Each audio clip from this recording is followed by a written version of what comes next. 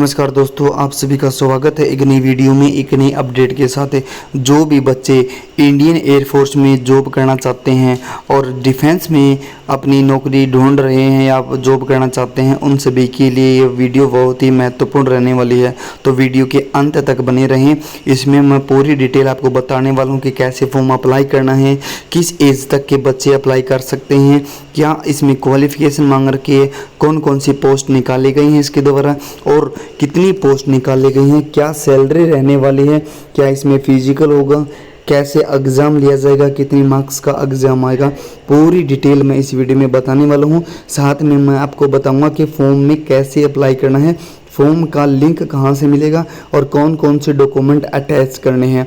तो वीडियो के अंत तक ज़रूर बने रहें। अगर आप चैनल पे नए हैं तो चैनल को सब्सक्राइब करना न भूलें, ताकि आने वाली कोई भी नई अपडेट है वो इसी चैनल पे सबसे पहले आपको मिलेगी।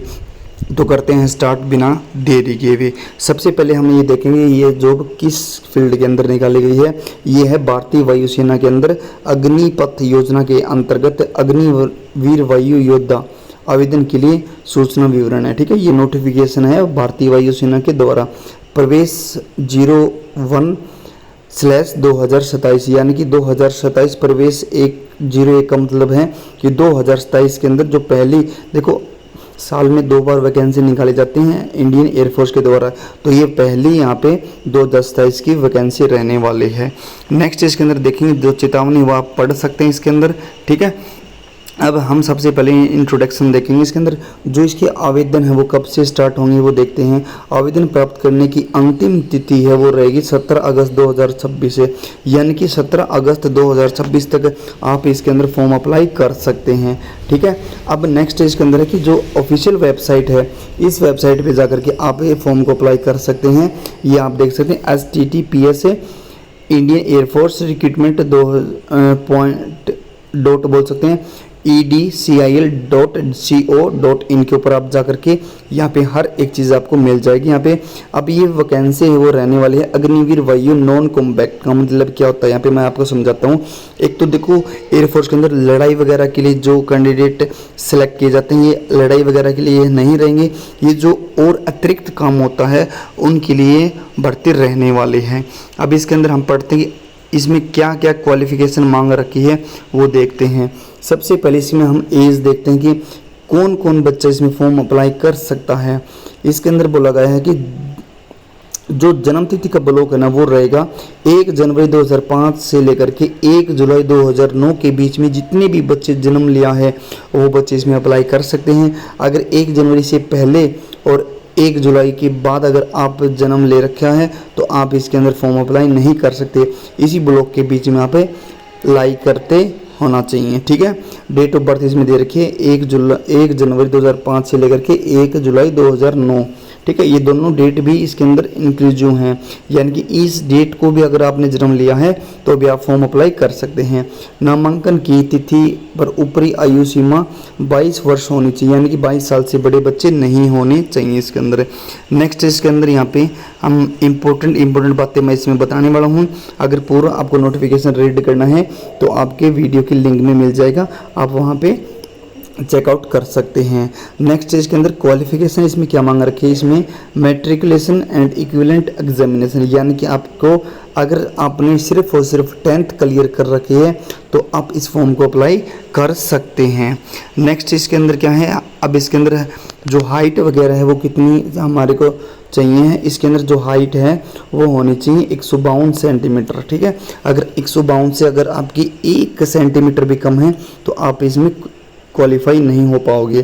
चेस्ट इसके अंदर है minimum range of expansion 5 centimetre है, यानी कि आपको अगर मान लो कि आपकी जो चेस्ट है वो 85 सेंटीमीटर है तो आपको 5 सेंटीमीटर इसमें एक्सपेंड करनी पड़ेगी, यानी कि आपको फुलानी पड़ेगी।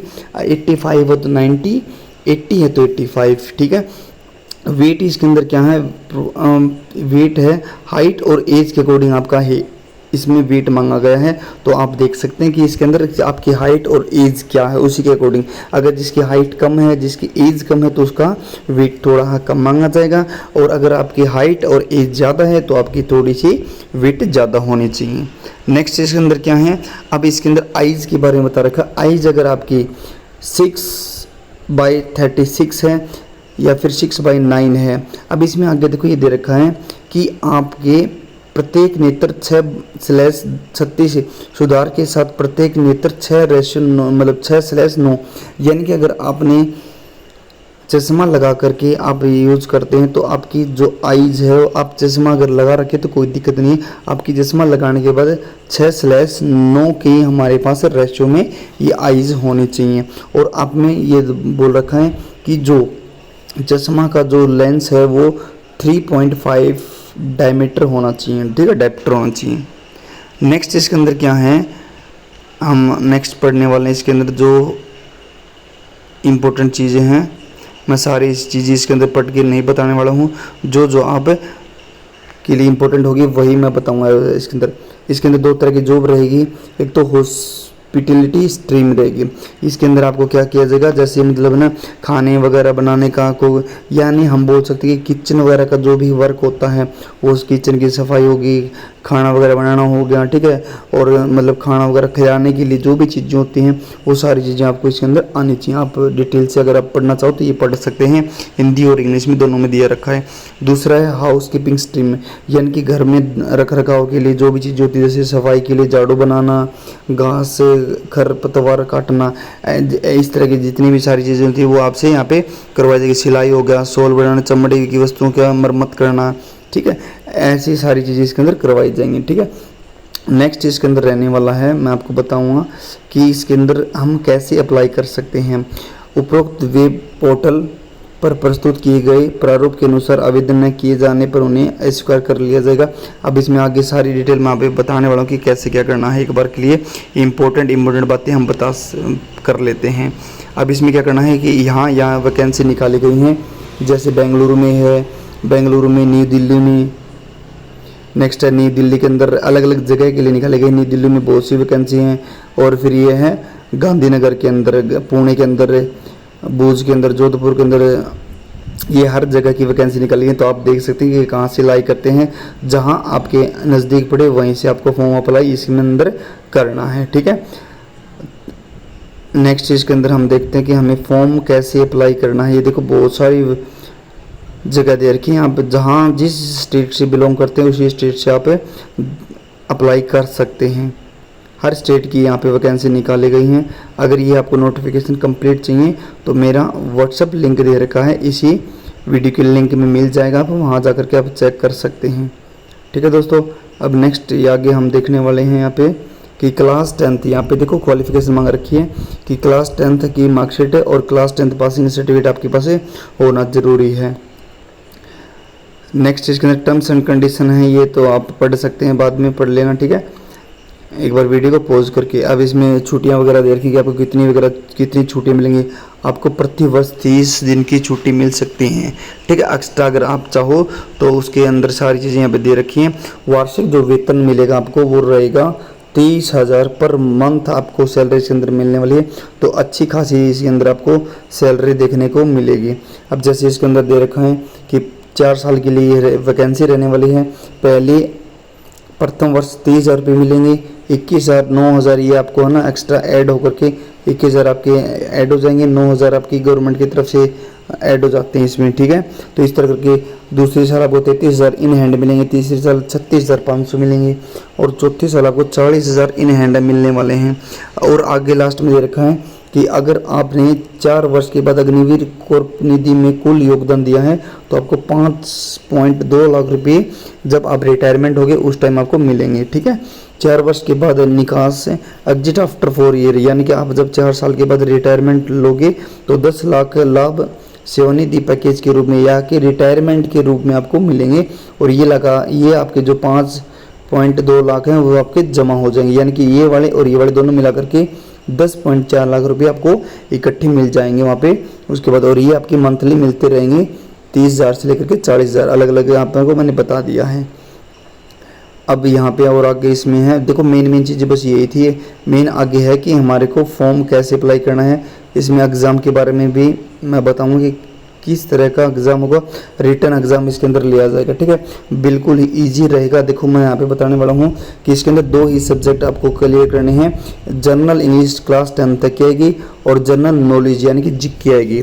10 नंबर की आपको यहाँ पे इंग्लिश का एग्ज़ाम देना है और 15 नंबर का, और 15 नंबर का आपको यहाँ पे जिके का देना है। कुल मिलाकर 23 मार्क्स का एग्ज़ाम होगा, जिसमें से आपको यहाँ पे न्यूनतम उत्तीर्ण मार्क हैं 15। ठीक है, और यहाँ पे मिनिमम पासिंग मार्क्स है 5, यानी कि आपको इसमें 30 में से 15 मार्क्स तो लेने ही लेने हैं।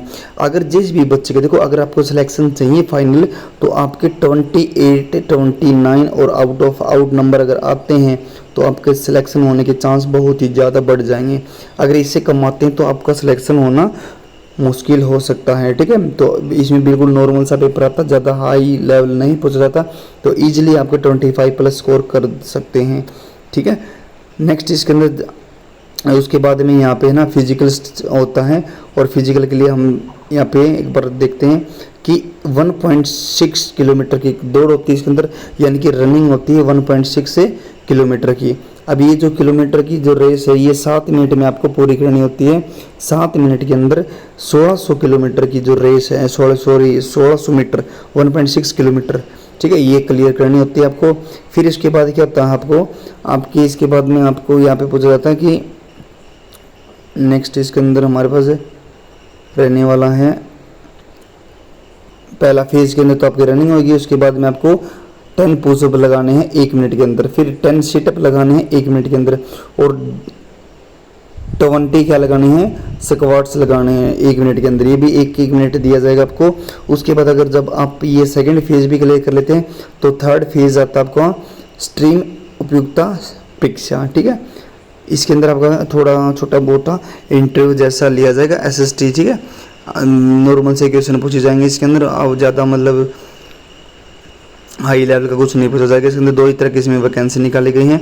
आगे आप इसको कंप्लीट पढ़ सकते हैं। देखो मैं पूरा अगर पढ़ने लगा तो बहुत ही लंबी वीडियो बन जाएगी और आज आपके काम की नहीं रहने वाली है। ठीक है, अब इसके अंदर मैं आगे आपको बताने वाला हूँ कि फॉर्म के अंदर कैसे आपको अप्लाई करना है। फॉर्म में आपको अप्लाई करना पड़ेगा। देखो ये आपके पास फॉर्म आएगा, ये फॉर्म मैं वीडियो के लिंक में या फिर आपके व्हाट्सअप चैनल पे जब आप लिंक ज्वाइन कर लोगे तो वहाँ पे कंप्लीट ये हर एक चीज़ मैं वहाँ पे डाल दूँगा। इसमें दे रखा है कि हमें इसमें बहुत ही अच्छे से ध्यान से फॉर्म अप्लाई करना है। अगर ये गलत भर दिया तो आपका फॉर्म रिजेक्ट हो जाएगा। और 100% हर बच्चे का एडमिट कार्ड इसमें आता है अगर अच्छे से आपने फॉर्म अप्लाई कर दिया तो। इसमें देखो सीधी बात दे रखी है कि to be filled in a capital only in English, यानी कि आपको बड़े अक्षरों में और इंग्लिश में ये फॉर्म अप्लाई करना है। यहाँ पे आपको फ़ोटो लगानी है और फोटो के ऊपर क्या होना चाहिए, आपकी डेट ऑफ फोटो होनी चाहिए, मतलब लेटेस्ट फोटो होनी चाहिए। और यहाँ पे सिग्नेचर करने हैं। मान लो यहाँ पे आपने पोस्ट मतलब फ़ोटो लगा दी है तो आपके सिग्नेचर आधे तो अंदर होने चाहिए और आधे बाहर, यानी कि ऐसे इस शेप में आपको यहाँ पे सिग्नेचर करने, जैसे यहाँ पे सिग्नेचर करने हैं। ठीक है, यानी कि आधे फोटो पे होने चाहिए और आधे बाहर होने चाहिए। अब इसके अंदर ये चीज़ें हमें नहीं भरनी है वाली, ये जो यहाँ पे आप भेजोगे वो अपने आप भर के दे देंगे आपको, वापस से वो आपको रिटर्न करेंगे। ये same as it is form. यहाँ पे नेम ऑफ अप्लीकेंट भरना है, आधार कार्ड नंबर भरना है, फादर का नेम भरना है, यहाँ पे फादर का प्रोफेशन क्या है, फार्मर है या फिर कोई जॉब पे है, मदर का नेम भरना, डेट ऑफ बर्थ भरनी है, एज कैलकुलेटर आता है। ठीक है, गूगल पे जाओगे ना तो एज कैलकुलेटर वहाँ पे अपने आप बता देगा कि आपकी कितनी एज है। उसकी वजह से 22 है, 21 है, 20 है, उसके अकॉर्डिंग आप यहाँ पे फिल कर सकते हैं। नेशनलिटी इंडियन भर सकते हैं, मैरिटल स्टेटस भर सकते हैं, मैरिड हैं या फिर अनमैरिड हैं, और बॉडी टैटू अगर आपकी है तो यहाँ पे यस या नो भर सकते हैं। हाउस नंबर, ये पूरी डिटेल भरनी है आपको। ठीक है, कौन सा पोस्ट ऑफिस आपके नज़दीक है, डिस्ट्रिक्ट कौन सी है, पिन कोड, ये सारी चीज़ आपको डिटेल से भरनी है। तो 1 बाय 1 करके आप ये देख सकते हैं, हर एक चीज़ भरनी है। अब जैसे आपने 10th कर रखी है तो कौन से बोर्ड से कर रखी है, कौन सी यूनिवर्सिटी से कर रखी है, सर्टिफिकेट नंबर यानी कि DMC के ऊपर जो नंबर होता है वो आप फिल करना है। 12th कहाँ से कर रखी है, 12th के ऊपर जो DMC के ऊपर मार्कशीट होती है उसके ऊपर एक नंबर होता है वो यहाँ पे फिल करना होता है। ठीक है, ये सारी चीज़ें आपको अच्छे से भरनी है। यहाँ पे आपके साइन दोबारा से करने हैं, सिग्नेचर ऑफ अप्लीकेंट है। ठीक है, यहाँ पे डेट लिखनी है जिस डेट को आप ये फिल कर रहे हैं। फिर आगे हमारे पास एक और सर्टिफिकेट दे रखा है, यहाँ पे ये सारी चीज़ें आप पढ़ सकते हैं। इसके अंदर यहाँ पे सिग्नेचर दोबारा से करने हैं। आगे हमारे पास यहाँ पे येस नो यहाँ पे फिल करना है कि येस नो क्या है इसके अंदर, आप पढ़ के यहाँ पे येस नो कर सकते हैं। आगे यहाँ पे एक और फॉर्म दे रखा है, इसके अंदर भी आप पढ़ सकते हैं। यहाँ पे हाँ कैंडिडेट का सिग्नेचर होना चाहिए, नेम ऑफ सिग्नेचर होना चाहिए, पेरेंट ग्रेजुएट के या गार्जियन के यहाँ पे सिग्नेचर होने चाहिए, मोबाइल नंबर होना चाहिए, कैंडिडेट की यहाँ पे डेट लिखनी है आपको, ठीक है, जिस डेट को आप यहाँ पे साइन करवा रहे हैं। एक दोबारा से ये फॉर्म और है, इसमें भी भर सकते हैं यहाँ पे, ठीक है। हर एक चीज़ आपको अच्छे से भरनी है।